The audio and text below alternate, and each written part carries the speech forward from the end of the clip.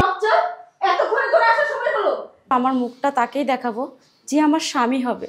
হ্যাঁ, আমার মেয়ে পছন্দ হয়েছে, তবে আপনার মেয়েকে না, আপনার বাড়ির এই কাজের মেয়েকে। মাশাআল্লাহ। বাচ্চা এতক্ষণে তোর আসার সময় হলো।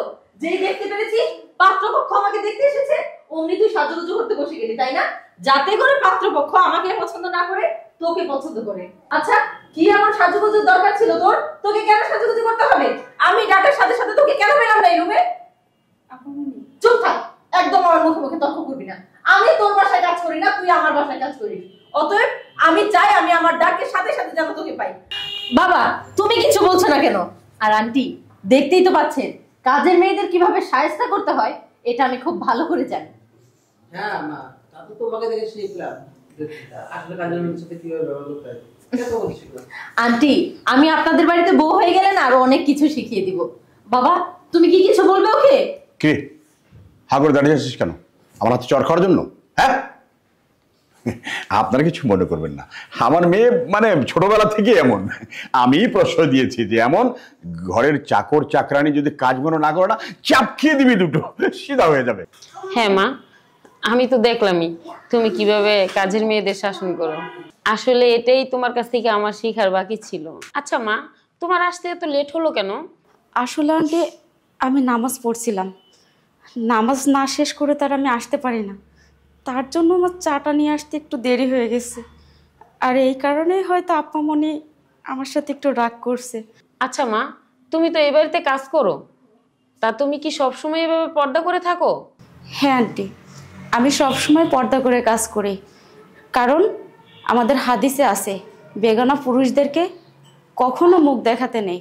আর আমি একমাত্র আমার মুখটা তাকেই দেখাবো যে আমার স্বামী হবে। আল্লাহ তাআলা নারীদেরকে অনেক দামি করে বানিয়েছেন, তাই যার তার সামনে মুখ খুলি না আমি। আর তাছাড়া আপনারা তো জানেনই মেয়েদের পর্দা করা ফরজ, তার জন্য আমি সবসময় পর্দা করে চলাফেরা করি।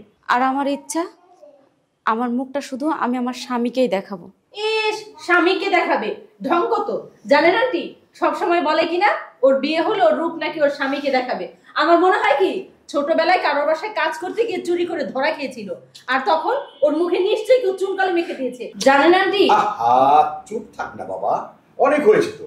তা বাবা বলো, মেয়ে পছন্দ হয়েছে তো?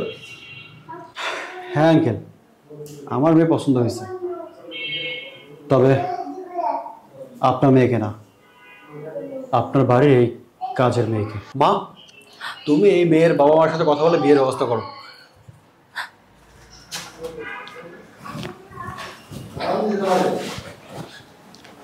মা চলো, তোমার বাবা মার সাথে কথা বলবো। আরে বাবা, সবকিছু তোর জন্য হয়েছে, নিজের পায়ে নিজে কুড়াল মারলি। আরে আজকের দিকে তুই চুপ থাকতে পারতি নাকি? দেখো বাবা, আমাকে দোষ দিয়ে লাভ নেই, এই সব কিছুর জন্য তুমিই দায়ী। তুমি আমাকে ছোট থেকে এইভাবে মানুষ করেছো, তুমি কি পারতে না আমাকে পর্দায় মানুষ করতে? আজকে তোমার জন্য আমার বিয়েটা ভেঙে গেল। সবকিছু শেষ করলো, আমার উপরে সবকিছু ঝাল।